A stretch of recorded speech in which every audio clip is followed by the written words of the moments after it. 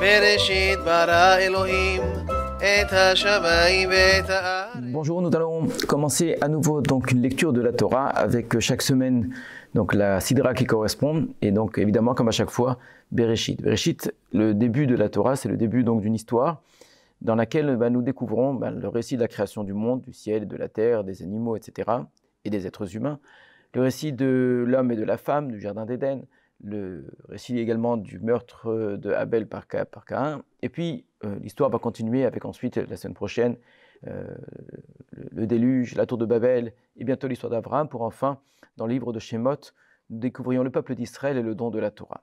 Alors lorsque l'on observe tous ces récits-là de l'origine, le récit de la Genèse, eh bien, il y a une chose qui ressort de manière très forte, c'est que nous sommes dans un monde qui va en se dispersant, en se divisant, en se découpant, en s'opposant. Petit à petit, eh bien, on voit comment se met en place ce qui fait le monde dans lequel nous vivons aujourd'hui. Le monde dans lequel nous vivons aujourd'hui est un monde bien, où les peuples se dressent les uns contre les autres, où les idées s'opposent les unes contre les autres, où nous sommes dans un monde de grandes confrontations. Tout est confrontation entre le haut, le bas, le ciel, la terre, la spiritualité, la matérialité, l'homme, la femme. Eh bien, la Torah veut nous montrer comment tout cela vient en vérité d'une unité. Il y a l'unité de Dieu, bien évidemment, il y a un seul Dieu à l'origine du monde, et c'est ce que le Bereshit nous enseigne avant tout, c'est que nous ne sommes pas dans un monde qui est gouverné par plusieurs divinités, mais tout dans ce monde vient d'une unité. Il y a une seule parole qui est à l'origine de tout, et tout vient d'une division de quelque chose qui au départ était premier. Le ciel et la terre, en vérité, ne formaient qu'un au départ, l'homme et la femme également, donc il y a une unité de départ. Les deux frères, normalement, étaient faits pour être unis, et le monde dans lequel nous vivons est un monde dans lequel la dispersion, la division, etc., est apparue petit à petit. Quelque chose qui est l'effet d'une histoire, l'effet de différentes causes qui ont amené tout cela.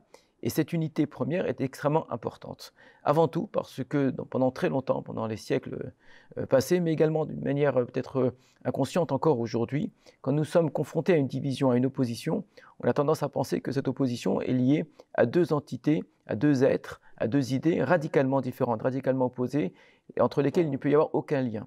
Et donc pendant très longtemps, on donnait même en termes de nom divin, s'il y a plusieurs idées fortes, s'il y a plusieurs forces dans le monde, eh bien ce sont autant de dieux.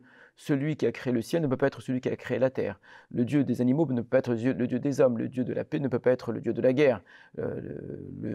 Ce qui dirige le monde dans tout ce qu'il y a de maritime, etc., ne peut pas être celui qui est le Dieu des volcans, etc. Eh bien la Torah nous montre que non seulement la confrontation a une unité première, mais que cette unité est celle d'un seul et unique Dieu.